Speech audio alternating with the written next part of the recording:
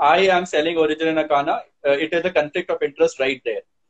Please make sure that the tools that I gave you are used for your own food, for your dog's food.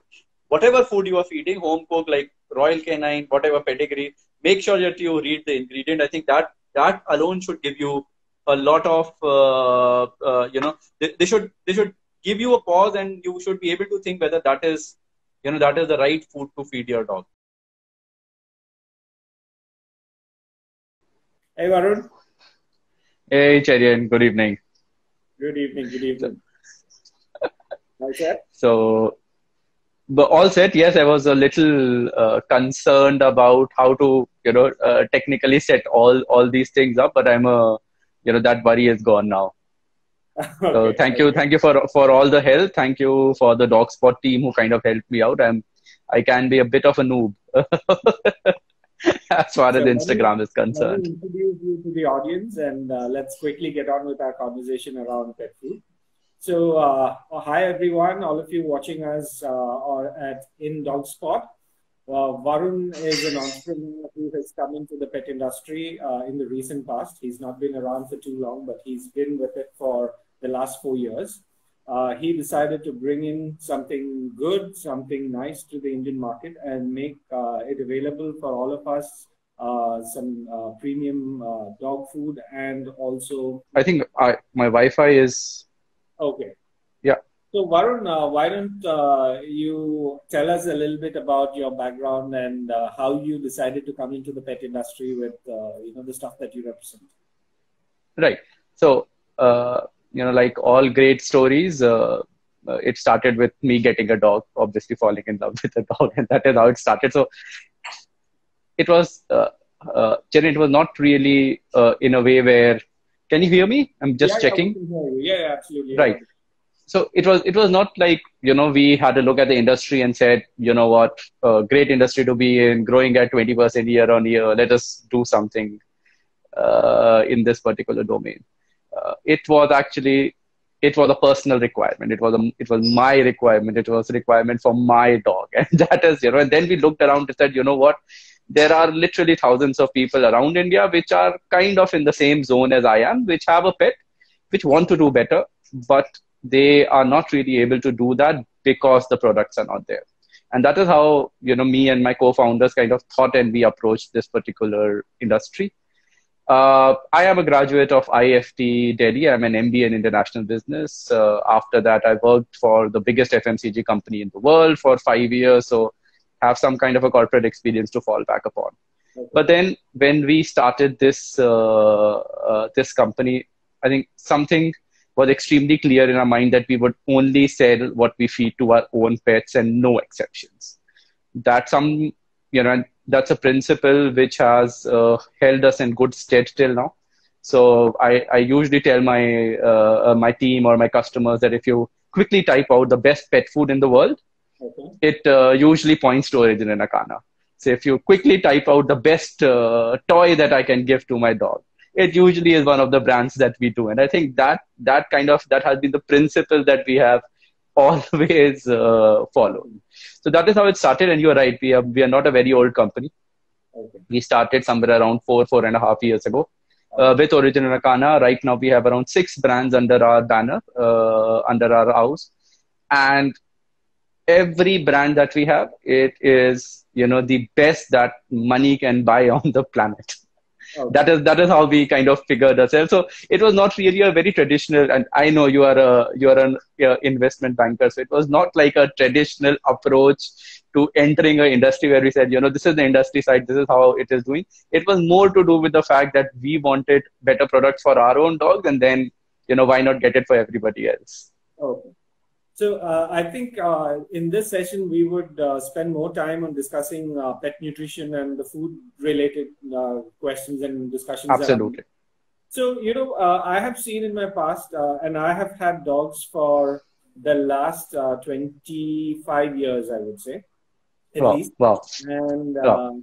in these 25 years, I've seen the availability of the products evolve. And, I don't think when I had my first dog, there was even pedigree in the market. There was no dog food in the market. And I used to use plastic combs that was, done with the human use to clean my dog. So I started there. And I used to use these small sachets of shampoos, and that is how I used to keep my dogs. And it was not a fantastic experience, or it was not as easy as it is today. Feeding the dog was difficult, maintaining the dog was difficult. But then things evolved, and dog food also evolved over a period of time, from where people were feeding table scraps and leftover food to very basic food. All the way to then the kibbles came into the market, and now it has gone another step ahead with. So guys, I'm sorry. So this is what happens when you have cats at your home. Okay. So she felt that this is something new, and she gave it one tight swipe. So I am very sorry. I am very sorry, but cat parents would realize that. So, that is what cats do. I'm sorry, I'm just bringing you back to the discussion. I sent my dog out before we started this conversation so that I don't get interrupted. But, yes, dog food has moved on from, table scraps to now it is organic and free range and all of that. So, could you tell us a little bit about what your understanding of biologically appropriate dog food, as your brands call it? How does Origin and Acana stand out, and what goes into the food? So, Chiran, yes, I think as a society, as pet parents, we have evolved in the last 2 decades. I mean, there is no two way about that. Even as pet food industry, if I actually see globally, we started off with biscuits, so to say, and then it went to cans of horse meat, and now we are. So I kind of see ourselves a little bit like the automobile industry, where you started with horse carriages and now you have Teslas, right? Okay. So that is how evolution of even dog food, for that matter, happened. You also touched upon what exactly is biologically appropriate. And biologically appropriate, basically, if I simplify it for the audience, it basically means feeding as Mother Nature intended. Okay. Dogs and cats, felines and canines, have a very typical, very particular physiology, and feeding them food diets according to how nature intended, how Mother Nature designed them, is what biologically appropriate is all about. So a lot of people, when they ask us, why are there, for example, chicken liver or chicken hearts in your food? Okay. It might for you be a little bit of an icky ingredient. For dogs and cats, for the food to be biologically appropriate, it is rather important. So yeah, I mean, from table scraps or from waste meat, as we call it, we have moved to a stage where, for example, our chicken are free range, or the eggs that we use are Nestlé. Our fish is wild caught, so we don't even use a farmed fish in our recipes. Okay. That is the journey that we have transversed as pet food companies, pet food brands till now. So, when I did my reading up about the brands, I also came across some videos on YouTube and so on, about how Acana or Origin is made. And it is all these whole foods that's gone into it. And, yes. In one of the, there are no processed byproducts or things like that going. Yes. But then my question is, in our regular life, what we eat is all of this, right? We eat meat and we eat vegetables, and we eat all of it in whole and not in powdered form or freeze-dried form or, dehydrated form. And we don't rehydrate it and have it. So how much of a rocket science is it to feed your dogs at home with home-cooked food?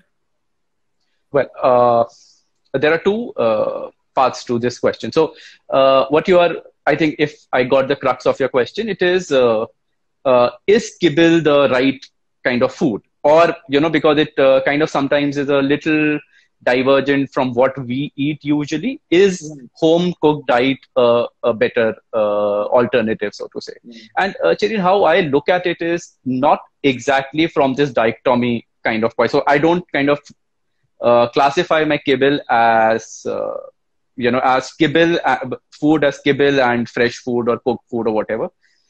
Food is food. For example, if I am eating, a pack of muesli in the morning, that comes out of a packet, but that perhaps is healthier than a lot of cooked McDonald's meals, perhaps. Okay. My whole point here is food should be looked at by the standard by which we should judge any food is not how it looks, but what goes inside the food. So, for example, if you tell me that home cooked food, but it is dal chawal and a kibble which has 85% meat, there is no real comparison.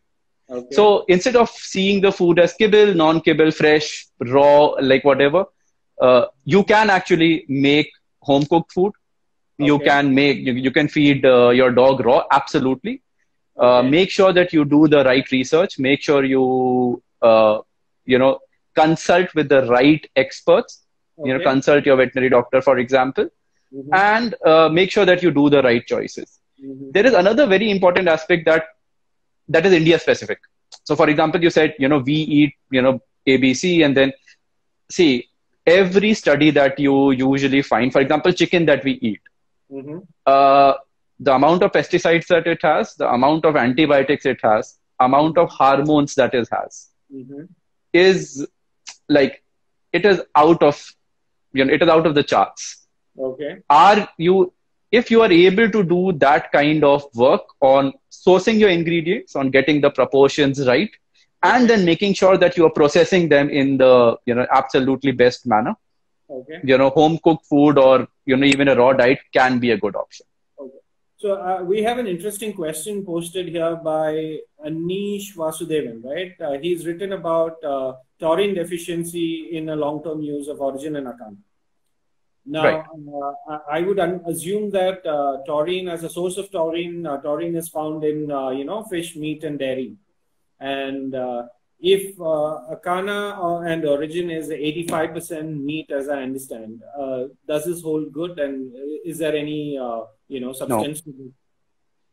There is absolutely no substance to this particular that our diets are taurine deficient, and every batch that actually comes out of our kitchens is actually tested. Okay. So, and not exactly taurine, but the precursors of taurine is what dogs use. Taurine is something that cats use. Right. So every batch is tested, and every batch has to meet the minimum AFCO level of nutrients that are there. I think the basic concern, Cherian, here is not exactly this taurine deficiency, but something called DCM, which is called dilated cardiomyopathy, which I think this particular gentleman is asking for. Okay. And though FDA has been researching on this particular topic for more than 2 years now, okay. They have. So I usually tell people, go ahead and read the FDA report. They have not really been able to find a link, not only between our food and DCM, but between diet and DCM. And as somebody who has raised dogs for 2 decades, there is a very strong genetic link of a lot of breeds, a lot of pure breeds, and DCM. DCM is basically a heart disease. Okay. So it's a kind of a multivariate analysis that is going on right now, and they're still analyzing and they're kind of trying to understand. Right now, there's absolutely no link between diet and DCM per se. Go too technical if we discuss taurine, going in. I think one of the things that we need to kind of discuss is, if this is all whole food, how does a home cooked diet differ from, let's say an Origin or Akana? And for those of them who can't get to an Origin and Akana, is it too complicated to kind of replace this with a home cooked food or whole food that is available in India specifically? I mean, for us, we have access to a lot more whole foods, and we do have domestic help and everything. So processing that and cooking it for your dogs is not very difficult. So, in that context, how do we put it together? So again, Cherian, it's very simple. If you really do not want to use dry food and you are bent upon cooking for your dog, I usually tell people, buy a 340 grams Origin bag, look at a recipe, it is there, use that recipe. Okay. You will automatically balance it. All right. Okay.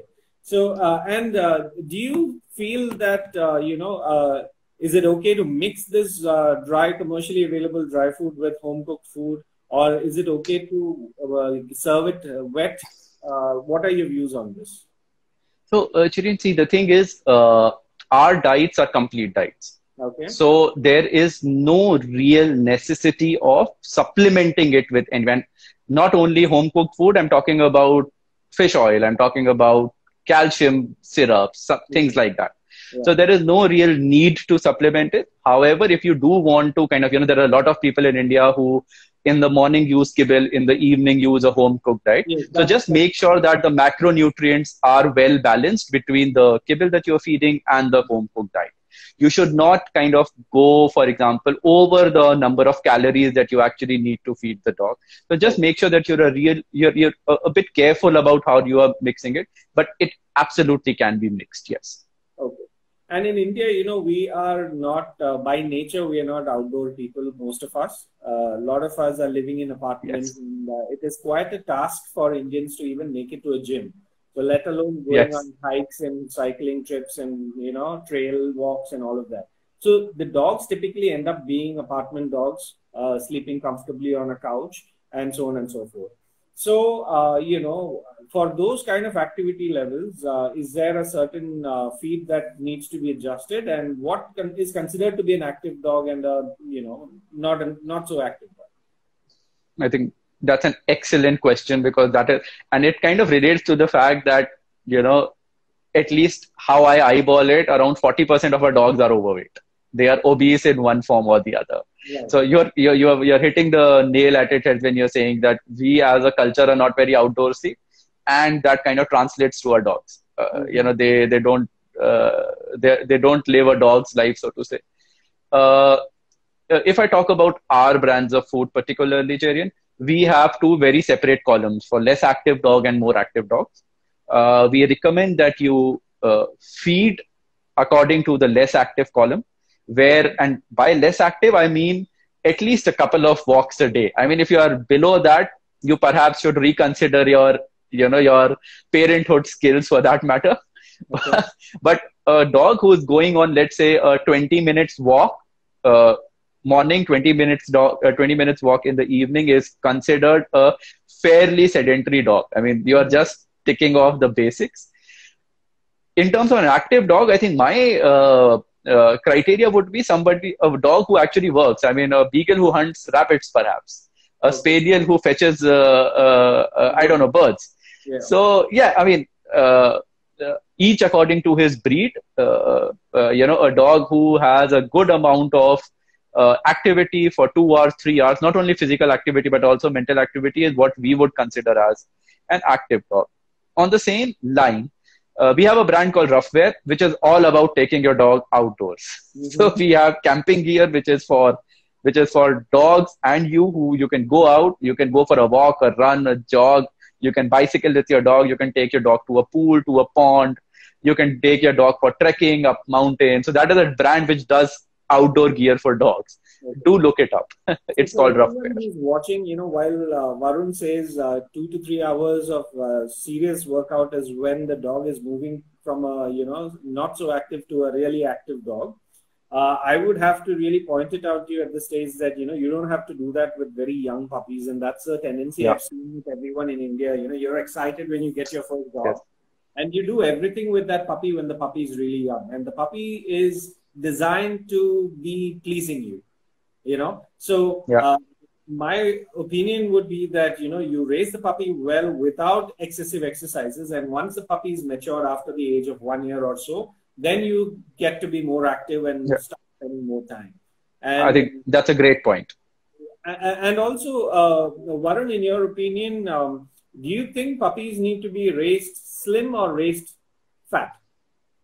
Slim. Oh, there is slim, absolutely slim. I mean, so if you actually see how a puppy develops into a mature adult or a mature dog, you would realize that it takes time for his joints to develop. Okay. It takes time for his bones to get fused. Mm-hmm. Plump puppies sometimes, there is just a lot of load on their back legs and their front legs. And as you said, puppy are eager to please. They would run around, they would jump. I would rather have a puppy which is muscular, which has got a lot of lean muscle mass rather than a lot of puppy fat. Okay, so no, so on this, guys, my opinion is the other way around, but we'll come to that at a later stage of a discussion. So I believe, and which is what I've seen from a lot of breeders abroad, is that they all tend to raise their puppies fat. And they believe that you need to start working on the muscles of a puppy only after the adulthood is achieved, and that helps develop bones and joints without excessive exercise. And then, you can always convert that puppy fat into muscles at a later stage in life. So the policy I follow as for my dogs is to feed puppies as much as they eat and not give them absolute freedom to run all over the place and play too much. Very restrictive play times and not so aggressive play times, and then, feed them well. So the quantity of food for me is much higher in puppies than in, of course, adult dogs. But all right. So moving on now. So we discussed that home food is all right if you can get all of these ingredients, whole ingredients that you have in this. Now, when I compare dog food, especially a premium dog food, or for that matter, any dog food brand, when I look at the nutrition analysis at the back, it all would have the 25 to 27 or 22 to 30% protein and the 5 to 7% fat and so on and so forth. So irrespective of the price I pay for the dog food, when I look at just the nutritional facts at the back, it all looks the same. What is the difference there? Yeah, so Cherin, what we call it as flipping the bag around. So the first thing that you should read for any food, and I'm not just talking about dog food, even our food, is not the nutritional analysis, but more of the ingredient panel. And any pet parent out there, my basic message would be learn how to read ingredients.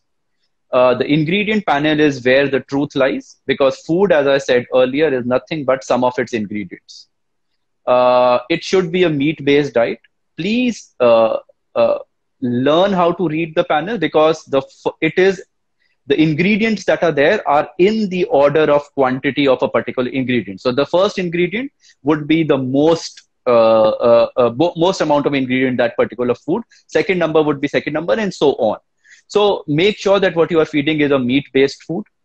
Second, make sure that you are able to recognize most of the ingredients, which basically means that it should not have things like poultry byproducts, animal byproducts, animal fat, additives. So make sure that you understand what you are eating, just like our food. And when you are actually having a look at the nutritional panel, for example, our protein percentage are somewhere between 34 to 38%, so they're on the higher side.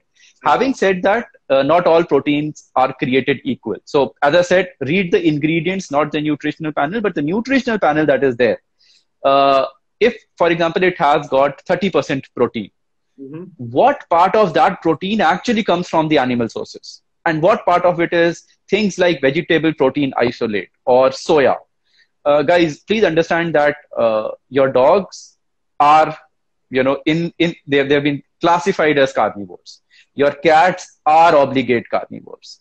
Make sure that we are feeding them a meat-based diet, and even the protein that is there, or even the fat that is there, does not really come from a lot of plant sources, which tend to be cheaper. Make sure that it is coming from animal sources, from chicken, from mutton, from fish, so forth and so on. So I think that is really important. Read the ingredients, then go to the nutrient panels, and not the other way around. Okay. So what you're saying is that for dogs, you need to really have animal protein and animal fat. Absolutely. To be working in their favor than just a number at the back of the bag. Yes. And what is the other factor that is important in dog food? I mean, where does the energy come from? Can you tell us a little bit about, the calorie content and this, what else Yes. do you need to compare? So again, most of the calories in a dog food, as with us, is carbohydrates and fats. In dogs, because they are carnivores, the carbohydrate percentage is what we call low and slow. So the amount of carbohydrates or the amount of calories that are being delivered by carbohydrates should be low. It should be mostly fat and protein based. So as I said, unlike us, dogs can actually get energy from protein also. It is not just carbohydrates and fats, it's also protein. So the majority of calories that are being delivered to a dog should not be carbohydrate, it should be fats and proteins. Carbohydrates should be low and slow. By that we mean that the amount of carbs should be low, and the glycemic index should be such that it releases the energy slowly. Okay. So just it's an easy thing to remember. The carbs should be low and they should be slowly released in the blood. Okay. So if you're feeding, for example, white rice, substitute with something like steel cut oats, or or even brown rice for that matter. Something which is a lower glycemic index than what you're feeding right now. Okay. So now we have had a fad of grain-free diets. Was it a fad or was it reality? And does that still hold good? Sure, it was for sure more of a marketing term than anything else. Okay. As I said, see, grain-free is a feature. It is not a benefit. And okay. This is something that I usually, when I'm talking to a group of people, I ask them this question, that if I have a food which is 30%, let's say, chicken and 70% potato, that is food A for you. Food B has 90% chicken, let's say, and 10% rice. Which food do you think is more beneficial to the dog? Despite of A being grain-free and B being, having a little bit of grain. It is obviously a food which has got more meat.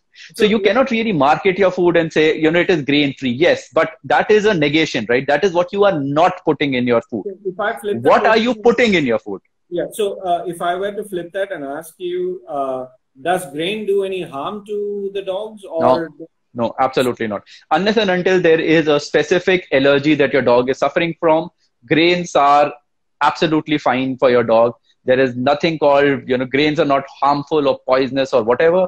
Make sure that they have a function to play in the food is what I'm saying. Okay. But make sure it's a meat-based diet. So it should not be, as I said, it should not be 80% carbs and 20% meat. Make sure it's a meat-based diet, and a little bit of carbohydrates can absolutely be given by grains.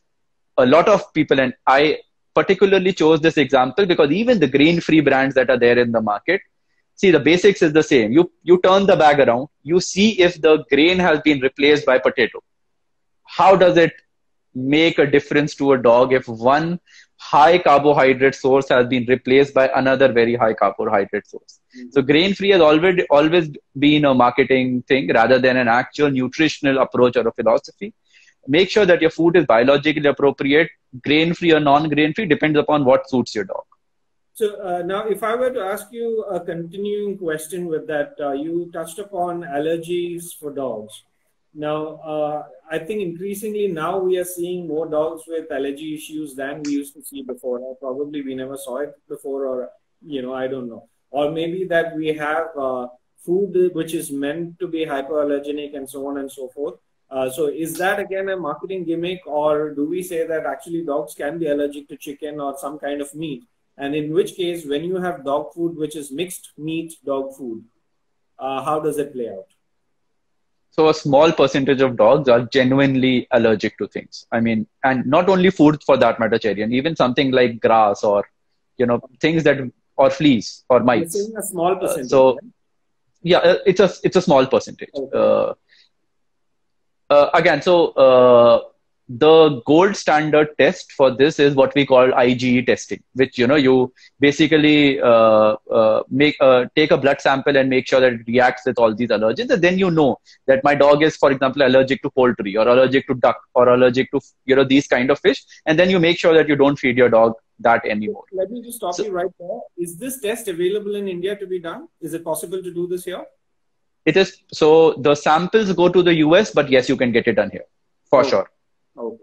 There are several, at least in the metros area, you'll find it in Bangalore, I'm sure. Okay. There are several veterinary doctors who do it. It's called an IgE test. It's a fairly standard test for that matter. That is the gold standard. Because it's an expensive test, it's not very common in India. What people usually do, and that works, is what they called as a limited ingredient diet. Okay. So, for example, your dog is not doing too well with poultry, let's say chicken. Okay. You shift him to like a fish diet, or even a lamb diet for that matter.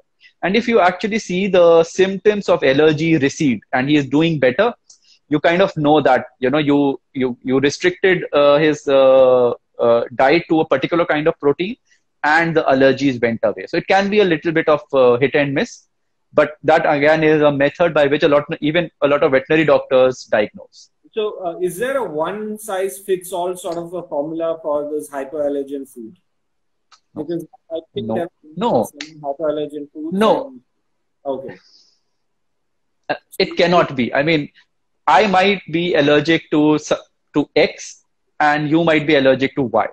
There is nothing called a fit all hypoallergenic food. Okay. I don't think it works. I don't think that is how allergies work. I think there are some ingredients that you don't do well on, and there are some ingredients that you better on. Okay. Now you. So, Cherian, if I may, and this is something more of a personal observation, more as a pet parent rather than anything else. Yeah. I usually find that when you keep your dogs and cats on just one protein source all through their life, that is not a very biologically appropriate way of feeding.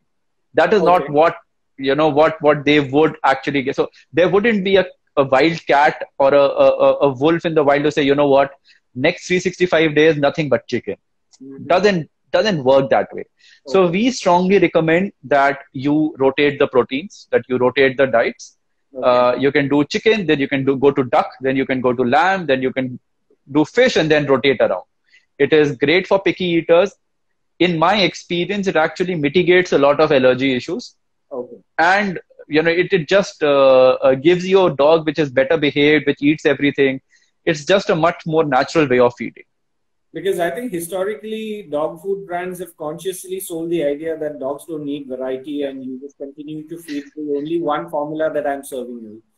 Yes, because it was easier to feed one formula, right? It was easier to produce one formula. It was easier to market one formula. Okay. So, all right. Okay. Now, before we move on, you mentioned that Origin and Acana carry a higher percentage of protein in the range of, let's say, 35%, as against most of the other food being, I think, about 25 to 27%, 22 to 27%. How much protein is too much protein? Again, this is something that I get across the world, but, specifically in India. Do you know what is the AFCO is the kind of the gold standard for making sure that the correct nutrition is being fed to the dog. So do you know, Cherian, what is the maximum amount of protein that AFCO recommends that you can feed a dog or a cat? No idea. Okay, so let me flip this question. And do you know what is on dry matter basis, if I feed a whole bird or a chicken to a dog or a cat, which is something which is close to what they would feed in the wild, what exactly do you think is the protein percentage there? In your chicken, what is the protein percentage? It is somewhere around 34 to 38%. So AFCO does not mandate an upper limit to protein. Okay. And if you actually go online, search for research papers. Search for actual white papers, research papers, which have data, which have time and again kind of proved that for carnivores, protein percentage does not really matter. So, we were discussing earlier also, the rate of growth, for example, is dependent on calories and calcium phosphorus. It is not dependent on how much protein that you are feeding your dog. So the answer to the question is, as much as Mother Nature intended, there is no such thing as too much protein for a dog. Okay, so another question again on the same lines. When you're using whole food, and when you say that you're using chicken or turkey or mutton or anything, What is, do you use bones in Origin and Akana? Is there bone meal Yes. in Origin and Akana? Yes. So we, even the meat that we use is in the exact biologically appropriate ratio as it would be in the wild. So which basically means around 70% muscle meat, Okay. 20% bones and cartilages, and 10% organs. So there is amount of bones as well as cartilages that we actually use to prepare our food. Okay. Very interestingly, Cherian, if you actually look at our ingredient panel and our nutrient panel, even things like glucosamine is not added as chemical in the food. It comes from the bones and cartilages. The vitamins and the minerals that are there come from these parts of the chicken rather than, I would rather have a fresh fruit than, take a vitamin A capsule. The exact same thing we use in our food, where we use meat, which is a whole meat.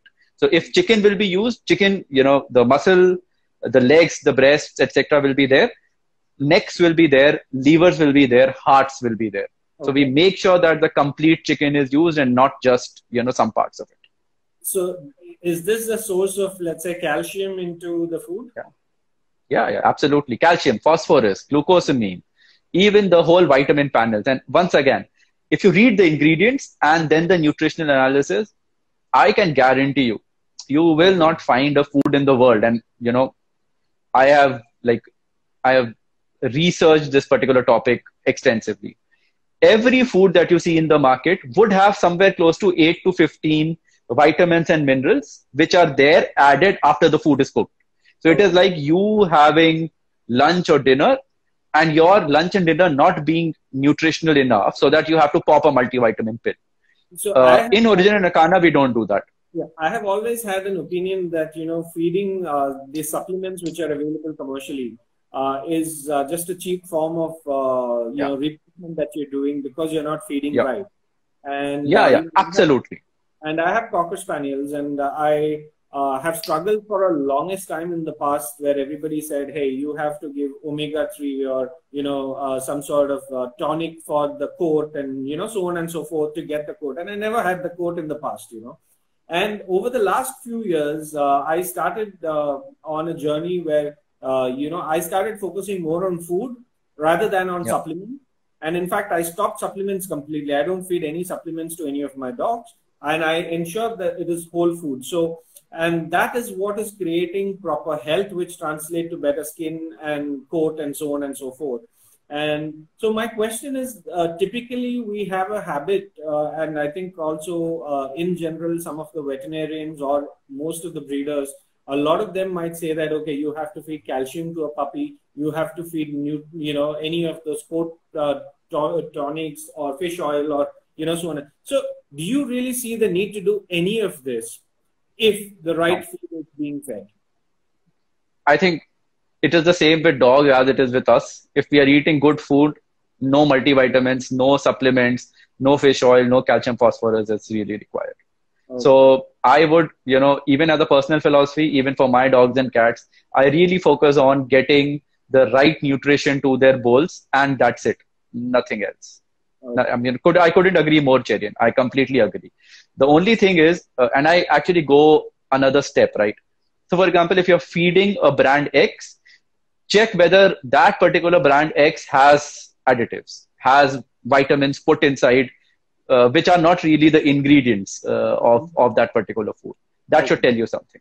All right. So we have two questions. One quick question is it a good idea? There's a question from Vandita. She's asked, is it a good idea to mix home-cooked chicken with packaged food? What should be the ratio?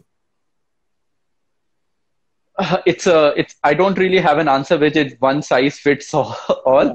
As I said, just make sure that you calculate the calories that your dog needs. And what I would rather do is, sorry? Would I be right if I say that there is actually not a requirement to mix this chicken? It's not needed. It's not needed. So can we just conclude that, you can use whole chicken or home-cooked chicken as a treat, in all the other training activities that you do rather than on a... Use it as a treat. Absolutely, yes. All right. So I think that answers that question. Moving on to the next question, we have a question where Good Girl Pepper is asking, does the Origin kibble help with the dental health? This is So also an observation that I have seen that a lot of dogs are getting a lot of plaque these days. So what is it around this dental health and plaque and breath? okay. So once again, Cherian, this is not like a. So I don't really agree with any of the kibble manufacturers that are there who somehow tout that kibble will actually help in dental health. It doesn't. Uh, Food is food. Even if you are feeding raw or whatever, home cooked or even kibble, make sure that you are following right dental practices. Make sure that once a year you are visiting the veterinary doctor. I don't think feeding my kibble or any kibble will kind of help with dental health. It doesn't happen. Sorry, that is not a claim that I will support. Okay. Okay, we have a question around the raw diet as well. Given the quality of meat with varying amount of adulterants in the meat we get, I think that is one of the reasons, Yeah, where I find it convenient to feed a brand, whichever brand you choose to believe in. So I think the issues around raw diet in India is the source of. So I think I was having an offline discussion with Varun earlier today, and we were discussing more than apart from the quantity of food, also the quality of food. So I yeah, think that is something that would get address this question around raw diet. You have to ensure the quality of meat, and it is up to you. absolutely. I think, yeah, Pixie Quality does. of meat. Make sure there aren't a lot of hormones in there, a lot of antibiotics for that matter, which is kind of a general practice for poultry in India. So that is always a concern. I am like really concerned about my health and my dog's health. And if you are able to source some desi chicken, let me know where you source it from. But yeah, that is something that you really need to watch out for. Secondly, Kiran, I don't know how concerned you are, but I'm also a little concerned about the overall cold chain that our people follow. Sometimes it can be very hard to maintain even cold chains for medicines. Okay. So that again is a bit of a concern to me. Yes. There is a question saying, would exercise be walks only, or are you also referring to playtime as well? Yeah, absolutely. So, for example, Cherian, you have spaniels. Yeah. For that particular breed, what would you recommend as the physical and mental simulation? See, for me, I am blessed with a lot of space around where I live. So, and I have a number of dogs. So they are more interested in playing with each other and maybe chasing a ball, and that kind of brings in a lot more activity out of them. So I think walks alone may not cut it, but you need Yeah. to get them to run a lot more and get the heart rates up, and that has to Yeah. be the thing. So unless it is some really serious rough playtime where they're really pooped at the end of it, with the tongues out and don't wanting to run anymore, that is the sort of activity that I consider activity. So a tired dog is a happy dog. Sorry? Yeah, A absolutely. tired. I'm fully on board with that. We have a question. Is it easier for them to gain weight or lose weight? What is your view on this? So we usually love our dogs to death. Okay. We feed. So if you give me a sample size of 10 pet parents, I can guarantee you 7 would be feeding them too much calories. And that is something that you can actually see on the road, see at vets offices. Guys, Okay. we need to make sure that because our dogs are dependent on us, we need to make sure that the calorie intake is the same. It is much easier to feed more than less because the dog is happy and we are happy short term, right? That I am giving you food, he is so happy eating it. Okay. It's long term, it is bad. It is bad for I your think dog. I need to bifurcate this question in two parts. I would address it for active dogs and I would address it for couch potatoes, right? The typical apartment dogs, I see that over a period of time, they gain weight and Yeah. they have no activity. And so it is a slow process, but they do gain weight a lot. But it is actually, in my experience, tougher to get an active dog to gain weight than for them to lose weight. So I find it easier for them Yeah. to lose weight than to gain weight for an active dog. For a dog which is not so active, which is sleeping around most of the time on your sofa, that dog, it's very easy for them Yeah, to kind of gain weight, right? absolutely. Sure. We I have agree, another Cherry. question. Puppy Chef India has asked, Hi Varun, while working on weight loss program with a dog through diet, does increase in exercise levels work the same way as for humans? How to go about it? Yeah, so it is, it is like a bank balance, right? Weight is lost when the calories expended are more than calories consumed. So if you are increasing, again, so guys, there are nuances to it. Every dog individually is, different. For example, if your dog is extremely obese, exercising him too much might not be the right thing to do off the bat. Cutting down on diet to make sure that his weight is at a manageable level and then go. Otherwise, your joints would get screwed up really bad. So again, it depends on dogs on an individual basis. We as a brand has a recipe which is calorie constricted called Light and Fit, something that you can most definitely consider. But yes, if you are exercising a little more, eating a little less, the weight would reduce, assuming that there are no underlying medical conditions. Yeah, I would still say that food will contribute towards 70 to 80% of the weight gain or weight loss. And Yeah. Exercise and building muscle should be something that needs to be initiated once weight is kind of managed through food first. That's my personal opinion. Yeah. Six packs are made in kitchens. So, yeah. Yes. Okay, yeah. And of course, you can build muscles on your dogs much later. And I always recommend muscle building after they are fully matured in terms of the adult size they have to achieve. And Yes. most of the breeds achieve the adult size anywhere from 10 months to 15 months. So that's the time when you Yep. start working on, So, Chirin, would you say that for larger breed dogs, it is, perhaps around 15 months, and for smaller breed dogs, it's a little earlier, right? I agree. Yes, that's what it is. Now, someone has asked in the ingredient list, we can see fresh chicken meat, fresh chicken necks, fresh chicken liver.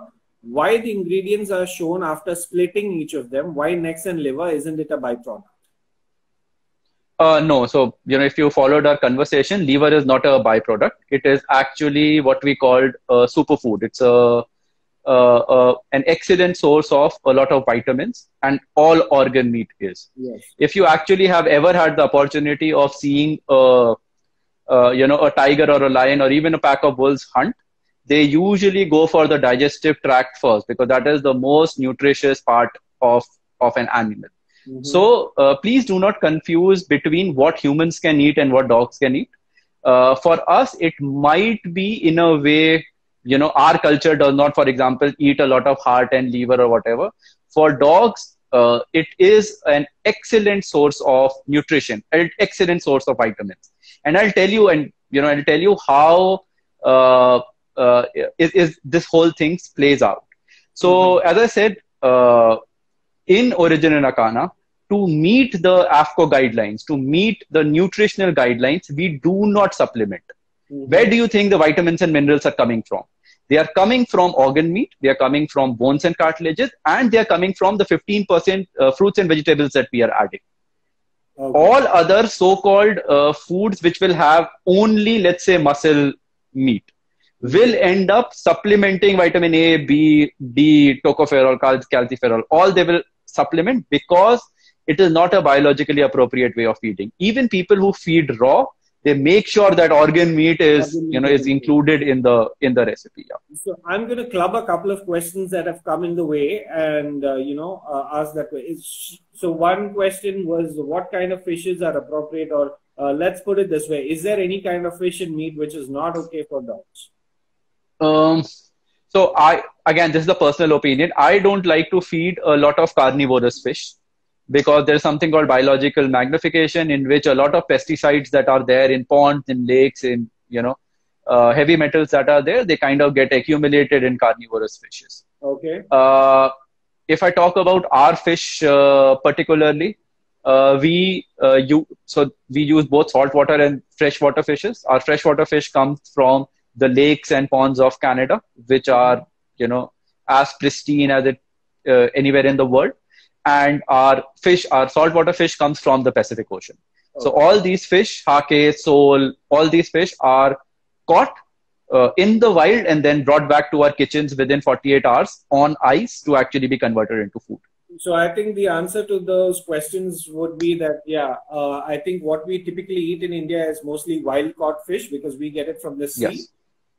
So I think any of those should be safe to use for your dogs. You can Yes. mine for the bones and the, all of that. So that's that.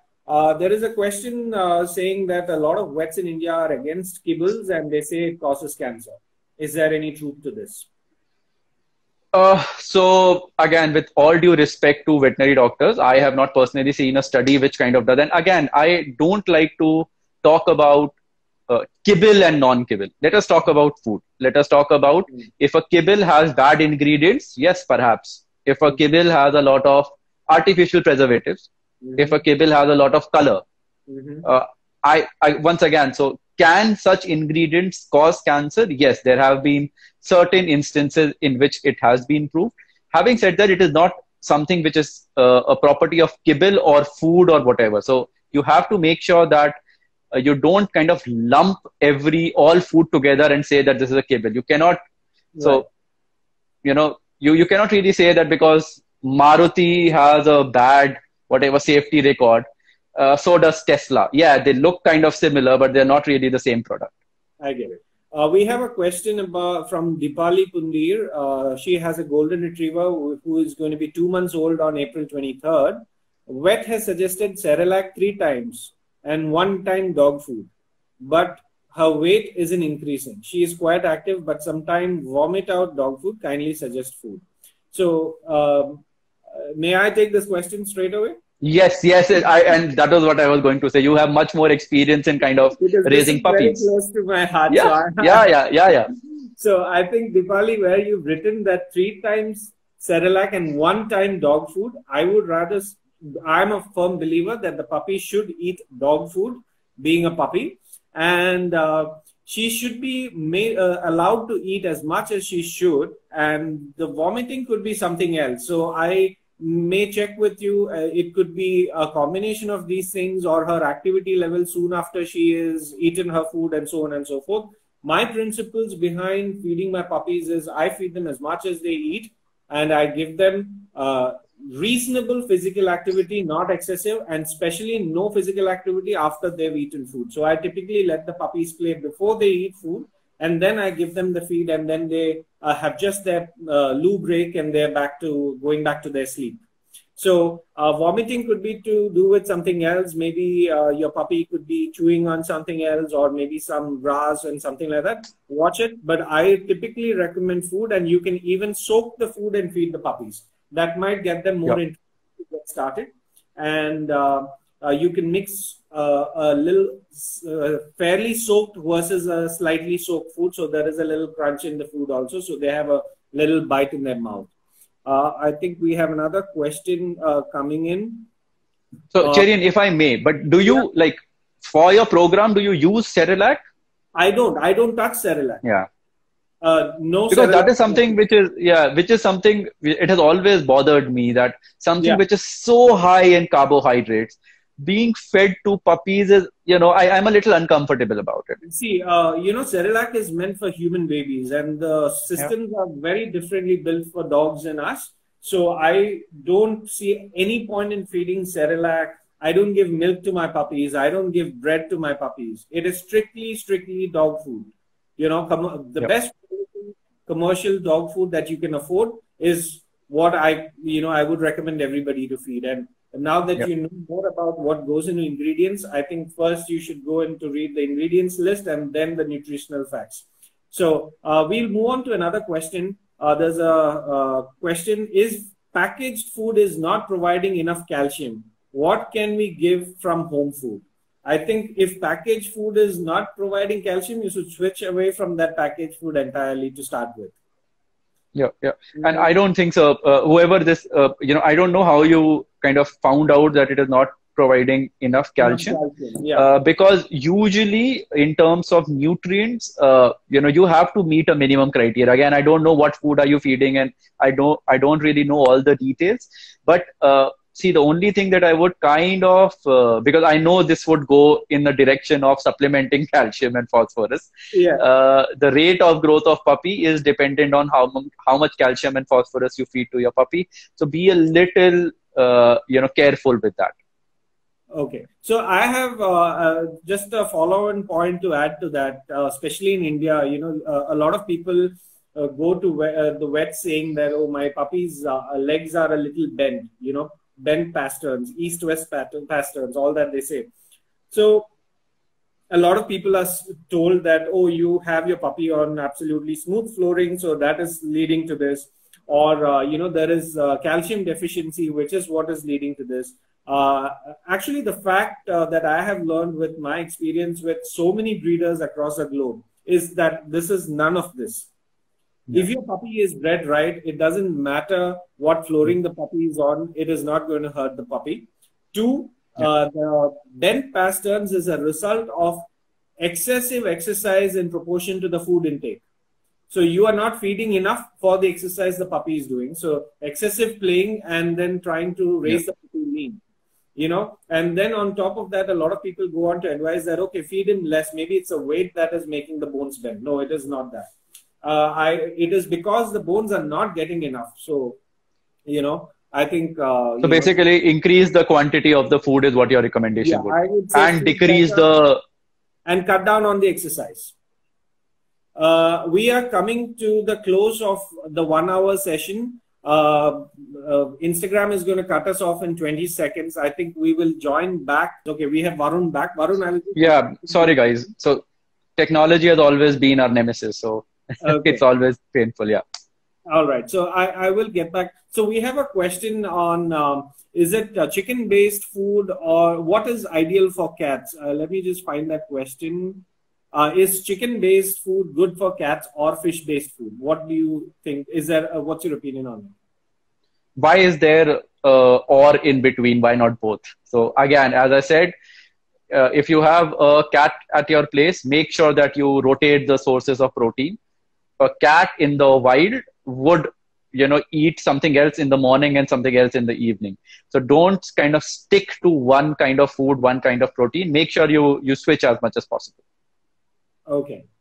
All right. And there has been some questions on racing the puppy fat and lean. I think that's a discussion I will take offline after this session. Yes. I think this does call for a follow-up call. So yeah, another 1 hour tomorrow perhaps. Right. And we have a question from Shivpal Skennel asking which preservatives are carcinogenic. So I think that I need to point that question out to a fact that a lot of people believe that, for a dog kibble to sustain the exposure it has got to everything and the abuse that it takes in everybody's homes, that must be full of preservatives. Can you elaborate on the use of preservatives or the absence of preservatives? I think, right. So there is nothing called zero preservative food. It cannot last on the shelf or at your home if it is zero preservative. Having said that, it has been found that a natural preservative is much better. So most of the natural food companies now use something called as tocopherol, which is vitamin E. Okay. So vitamin E is actually used in the food to act as a preservative. It has got a lot of antibacterial, antifungal property and allows the shelf life of the food to be extended. Having said that, Cherian, and again, I would kind of, this is not a lot of kibble people or, dry food people will tell you. If you take a bag of Origin and Acana and a brand of XYZ food, and you keep them in a moist environment open to the atmosphere, I can guarantee you Origin and Acana would get moldy far quicker than any other food. Okay. Because please understand, if you have 85% meat, most of it fresh, with natural preservative and cooked at 90 degrees centigrade, I kind of want it to get moldy. I want it to have that properties of fresh. I don't really want a food which bacteria and fungus also does not really want to consume. So yeah, please be a little careful. Treat the food with a lot of respect. It doesn't mean you have to refrigerate, but make sure you are keeping it in a closed container, and that's it. So it's an interesting question, but make sure that your preservatives are natural. Tocopherol is the best preservative as of now today. Okay. And are you expecting to? Okay, so somebody was asking me, when are we expecting starter food of Origin or Akana? Along with that, I would add a question. What is the difference between puppy kibbles and adult kibbles? Is it just the size of the kibble, or is there more to it? And could you explain it further? So size of the kibble is obviously the most visible of the differences, but that is not the most important one.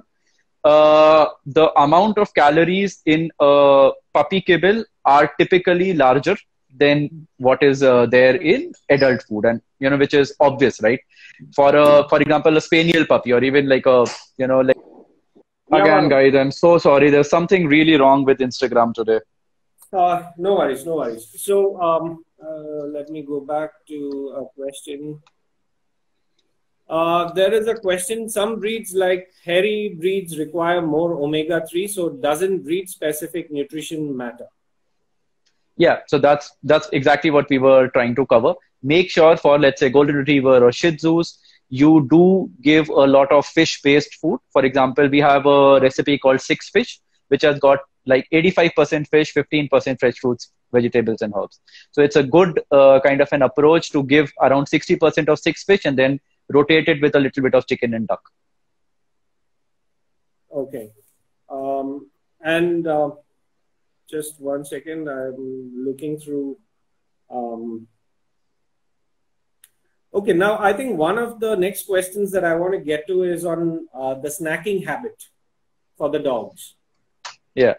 What's your view on snacks and treats? And right. A good thumb rule is not more than 10% of your daily calorific intake should be treats. Another great option, at least what I find, is things like frozen carrots, frozen apples. They make great treats with extremely low calorie. We also have something called freeze-dried treats, which again are 100% meat, extremely low calories. So again, treats should be treats. They should not replace foods. And even with treats, make sure that whatever you're putting inside your mouth or your dog's mouth, the ingredients should be right. So don't think that, it's a treat, I can feed something with glycerin and salt and sugar. I mean, yeah, it doesn't work that way. Okay. So when it comes to treat, there is a usual reference to high value treats. And I'm someone who doesn't recommend biscuits and so on for especially puppies when you're training them, because that takes up their valuable stomach space. So I'm someone who strongly recommend using the same kibble, a good quality kibble as treats. They really go for it. Or you can even use, cooked chicken. That's a great option. Yeah. More wholesome food as treats rather than using biscuits and something which will just give them a stomach upset and just fill up their valuable stomach space. There's a question from Diti the Shih Tzu. What can you add to the kibble food to make it more palatable? Kibble should be palatable. High meat kibble should absolutely be palatable. If it is not, and I don't know, Cherin, if you agree or not, so many times palatability is actually a function of behavior rather than actual food. Right.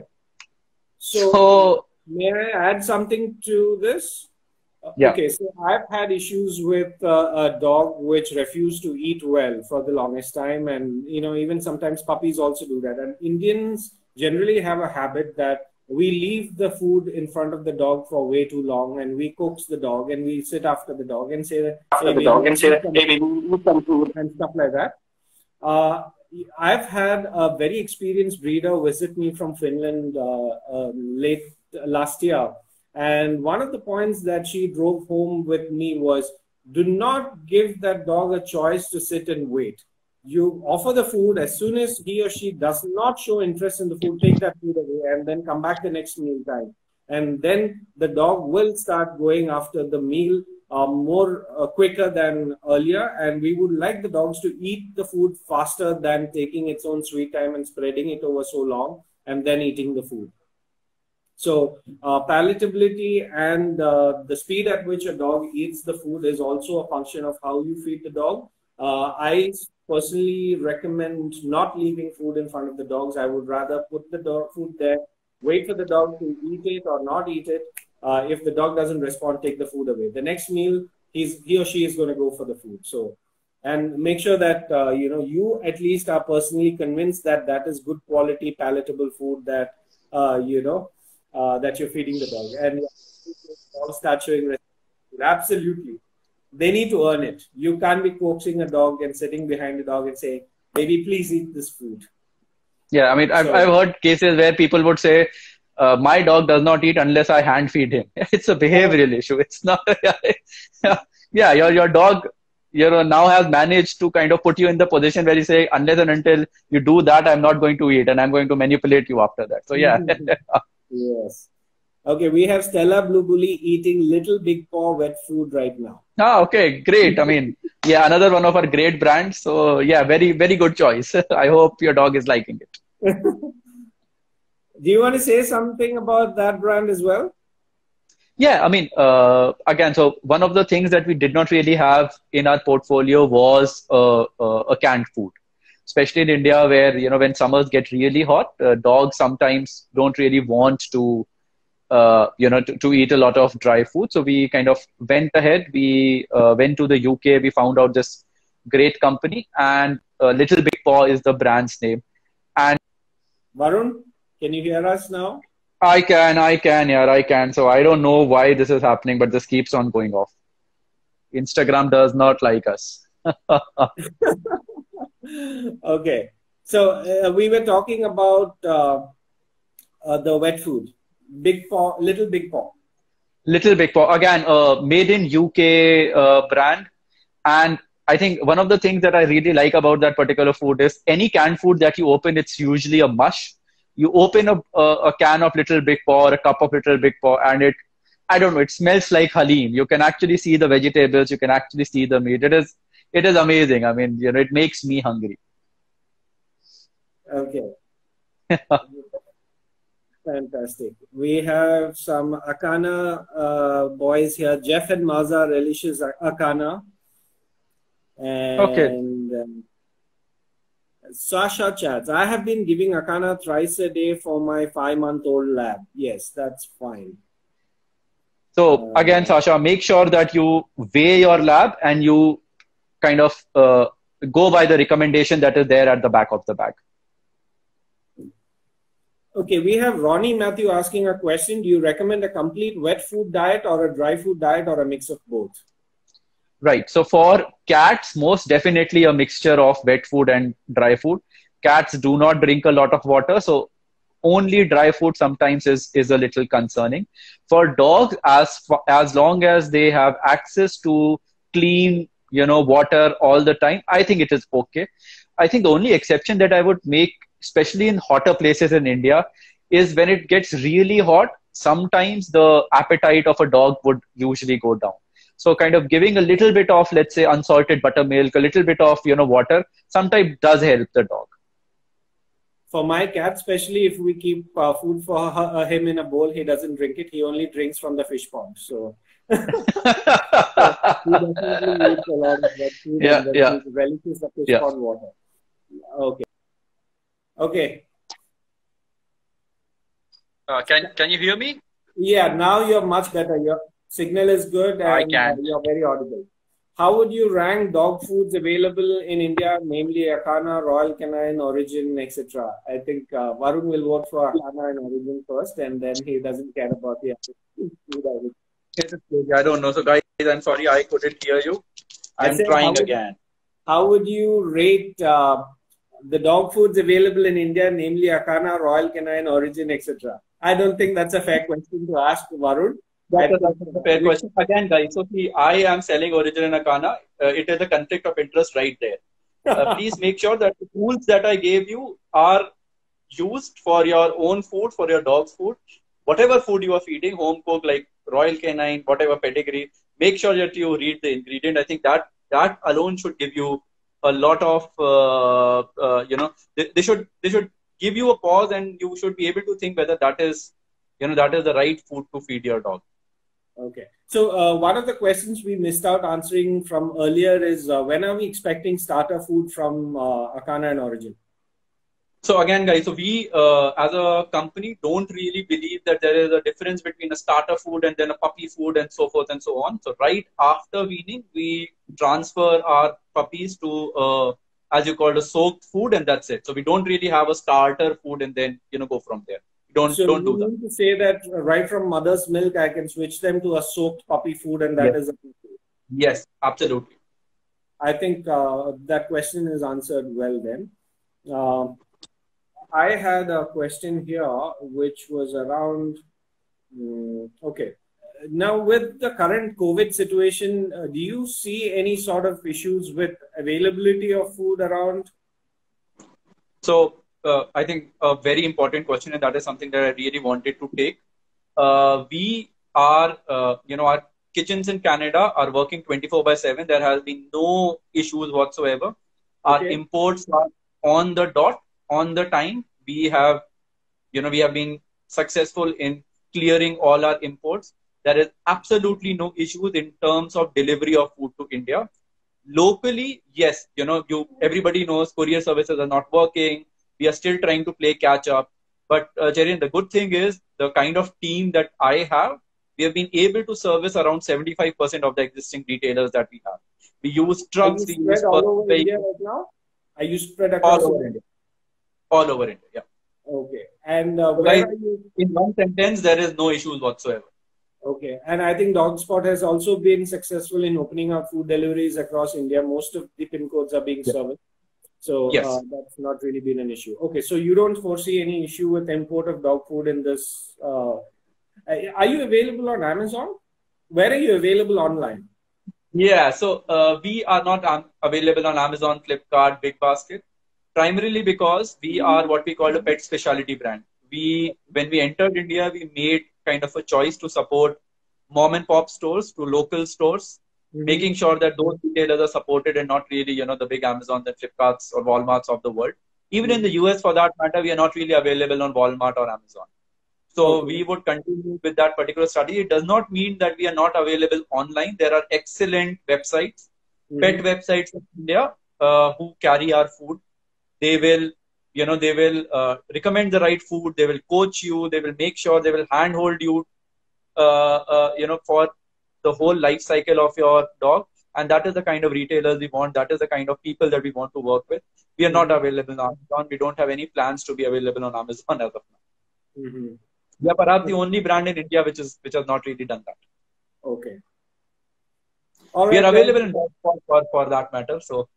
Okay, Kunal Dayal is asking where to buy dog food in East Delhi. I think you can just go on, DogSpot or any of the other online stores and you can find it.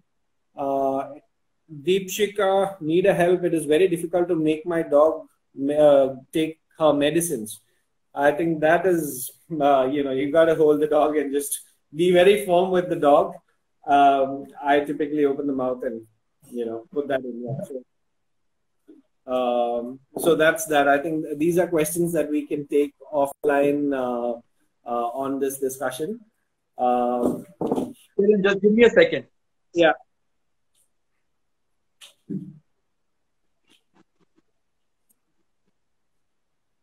Guys, there is a whole lot of stuff. This is our adopted cat, by the way. This is Knox. My dog has gone for a walk, unfortunately, but these are the kids. Okay, lovely. I have an adopted cat too, Max. He's roaming the house right now. Say hello. That's a beautiful. Yeah. Is it a particular breed of cat? No. She's a rescue. She's got amazing. As my good friend from FCI call it, she's an indie mouse. She's an Indian cat. Okay. Any more questions, guys? There are a lot of areas we can venture into on, a lot of questions come on coat care and people typically ask questions around how do you get the shine on the dog, what conditioner do you use, and so on and so forth.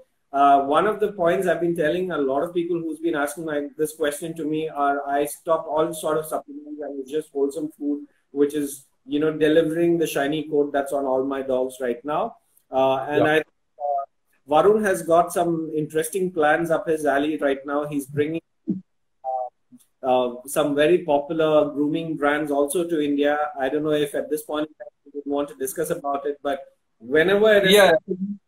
Yeah, we are bringing Chris Christensen. It's a professional grooming brand to India very soon.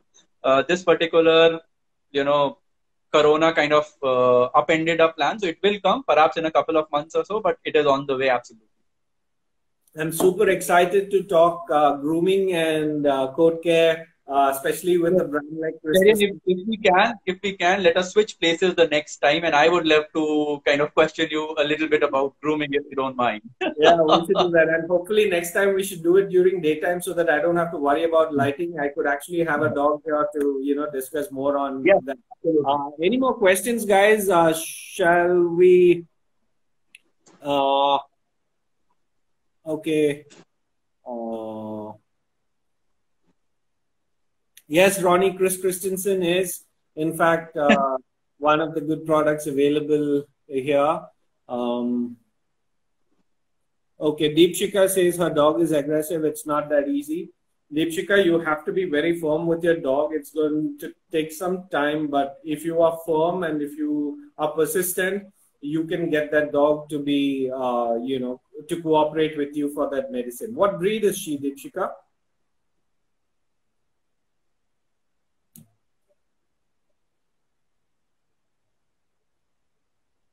Okay, so I think we'll move on and hopefully connect at another time.